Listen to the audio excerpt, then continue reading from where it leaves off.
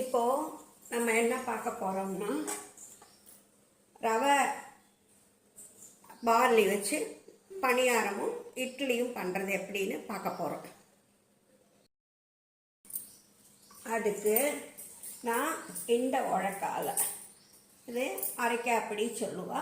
இந்த உழக்கால ஒரு அழகு பார்லி ஊற போட்டு 1 மணி நேரமாக ஊற போட்டு வச்சுருக்கேன். அதே உழக்கால ஒரு அழகு அவல் ஊற போட்டு வச்சுருக்கேன். அது மாதிரி அதே உழக்கால ஒரு அழகு ரவை வறுத்து வச்சுருக்கேன். பாம்பே ரவை வறுத்து வச்சுருக்கேன். இதுதான் இது ரெண்டையும் மிக்சியில் போட்டு அரைக்கணும். அதுவும் கூட ஒரு சின்ன டம்ளருக்கு 1 டம்ளர் தயிர் எடுத்து விட்டுக்கலாம். தண்ணி விட வேண்டாம், தயிர் விட்டுக்கலாம். அப்புறம் மிளகாத்தூள் அவளுக்கு காரத்துக்கு தகுந்தாப்புல மிளகாத்தூள் எடுத்துக்குவோங்க. மஞ்சப்பொடி கொஞ்சோண்டு, அப்புறம் சின்ன சின்ன பல்லாக கீட்டின தேங்காய், கொஞ்சம் கருவேப்பிலை, தேவையான உப்பு. இதுதான் இதுக்கு தேவையான சாமான். இது இத்தனையும் போடும். இப்போ நான் மிக்சியில் போட்டு அரைச்சிட்டு உங்களுக்கு மாவு காமிக்கிறேன். பார்லியும் அவளையும் மாத்திரம்தான் மிக்சியில் போட்டு அரைக்கணும். ரவையை அரைச்சப்புறதுக்கு ரவையை போட்டு மிக்ஸ் பண்ணி 1/2 மணி நேரம் ஊற வைக்கணும். ஊற வச்சுட்டு அதுக்கப்புறம் பணியாரமாக கார இட்லி கார பணியாரம் பண்ணலாம். அரைச்சிட்டு காமிக்க.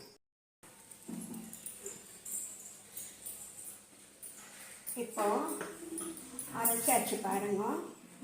பார்லி அவளும் தயிர் ஒரு சின்ன டம்ளருக்கு 1 டம்ளர் தயிர் விட்டு அரைச்சிட்டு உப்பு தான் போட்டிருக்கேன், வேற ஒன்றும் போடலை. அதை இதில் விட்டுடலாம்.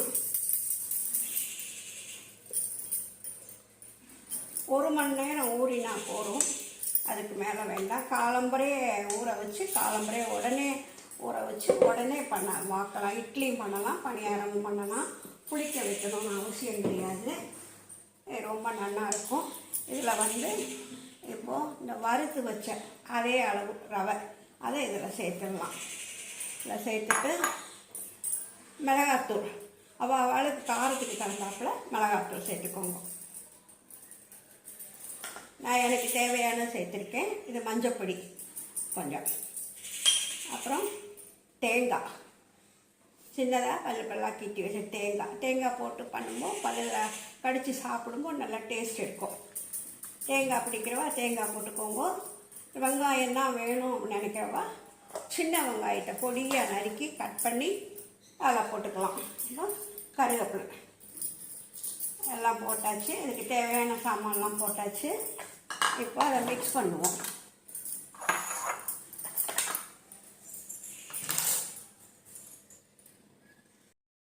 இப்போது இதை நல்லா வச்சு நல்லா மிக்ஸ் பண்ணிக்கலாம்.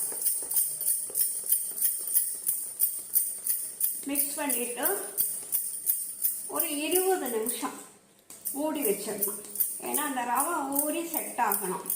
அதுக்காக ஒரு 20 நிமிஷம் மூடி வச்சுட்டேன்னா அதுக்கப்புறம் எடுத்து உங்களுக்கு பணியாரம் வேணால் பணியாரம் விட்டுக்கலாம், இல்லை கார இட்லியாக வேணாலும் கார இட்லியாக விட்டுக்கலாம். இது காரமே போடாமல் இந்த 3 அவல் ரவை பார்லி 3 போட்டு தயிர் போட்டு அரைச்சிட்டு பிளெயின் இட்லியாக விட்டுக்கலாம். பிளெயின் இட்லி பிளெயின் தோசை ரெண்டுமே பண்ணலாம். இப்போது இந்த மாவில் கார பணியாரம் ஸ்வீட் பணியாரம் வேணாலும் பண்ணிக்கலாம். அப்புறம் பிளெயின் தோசை, பிளெயின் இட்லி, கார இட்லி எது வேணாலும் பண்ணிக்கலாம். அது அவளோட விருப்பம். நான் இப்போ கார பணியாரம் தான் பண்ண போகிறேன். அதுக்கு தான் மாவு நல்லா மிக்ஸ் பண்ணியிருக்கேன். மிக்ஸ் பண்ணியாச்சு. மாவு நல்லா மிக்ஸ் ஆகிடுத்து. ஒரு 20 நிமிஷம் அந்த ரவை ஊறி செட் ஆகினா தான் பண்ணும்போது நல்லா இருக்கும். அதை மூடி வச்சிடலாம். 1 நிமிஷம் கழிஞ்சு பார்ப்போம். நல்லா மிக்ஸ் பண்ணியாச்சுன்னா மாவு நல்லா கெட்டியாக இருக்குது. இவ்வளோ கெட்டியாக விட வேண்டாம். அதனால் கொஞ்சம் தண்ணி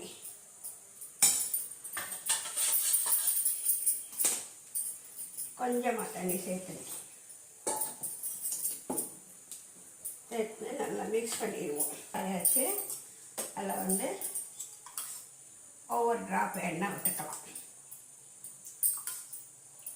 அவள் எண்ணெய் யூஸ் பண்ணுறீங்களோ அந்த எண்ணெய் யூஸ் பண்ணிக்கோங்க. கடலை நல்லாயிருக்கும், நல்லெண்ணெய் நல்லாயிருக்கும்.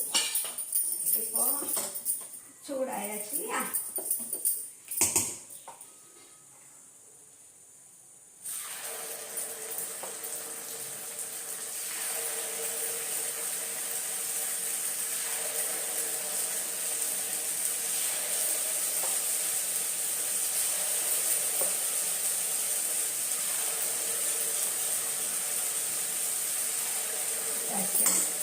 ஒரு தட்டு போட்டு மூடிடுவோம். அடுப்பை மீடியமில் வச்சுக்கணும். அதே மாதிரி அது பணியாரம் வேகிற டைமில் அதுக்குள்ளே நம்ம ஒரு சைடு டிஷ் பண்ணிக்கலாம். கொஞ்சம் கடுகு போடுறேன், எண்ணெய் விட்டுருக்கேன், கடுகு போடுறேன், கொஞ்சம் பெருஞ்சீரகம் போடுறேன், கொஞ்சம் ஜீரகம் போடுறேன், கொஞ்சம் கருவேப்பிலை போடுறேன். போட்டாச்சு. அவளுக்கு தேவைக்கு தகுந்தாப்புல 4 தக்காளியை 3 தக்காளி அடித்து வச்சுக்கோங்க. அடித்து வச்ச தக்காளியை அதில் விட்டுற வேண்டியதான். அதில் விட்டுட்டு அதுக்கு தேவையான அளவு உப்பு போட்டுக்கோங்க. இது மல்லிப்பொடி, மிளகா வத்தல் பொடி, ஜீரகப்பொடி, மஞ்சப்பொடி 4 கலந்த மிக்ஸ். இது கலந்து அதை அவா காரத்துக்கு தகுந்தாப்புல போட்டுக்கோங்க. அதான் போட்டாச்சு. இப்போ கொஞ்சம் நமக்கு தேவையான அளவு தண்ணி விட்டு அதை மிக்ஸ் பண்ணிக்கலாம்.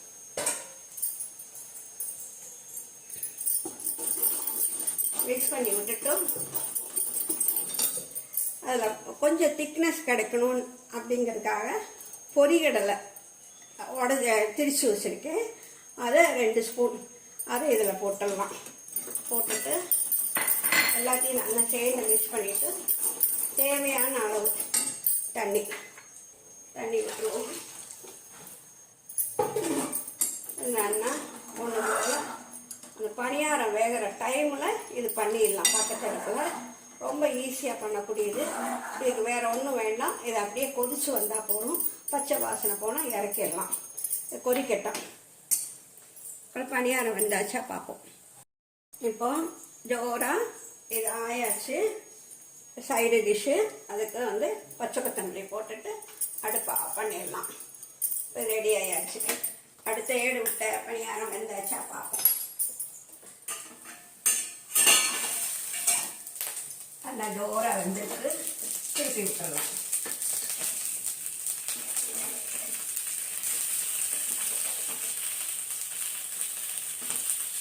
நல்ல டேஸ்டாக ரொம்ப அருமையாக வித்தியாசமாக நல்லா இருக்குது.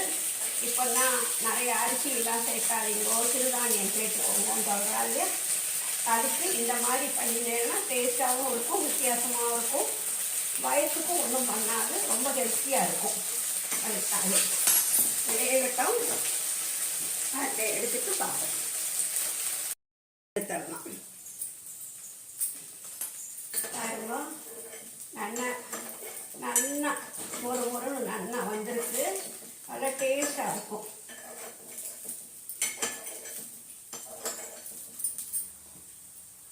எடுத்து போட்டுடலாம். தேங்காய் போட்டிருக்கனால அவ்வளோ நல்லா இருக்கும். இப்போ ரொம்ப அருமையாக இருக்குது சாப்பிட்றதுக்கு. நல்ல வயிற்றுக்கும் ஒன்றும் பண்ணாது, ஹெல்த்தி ஃபுட்டு.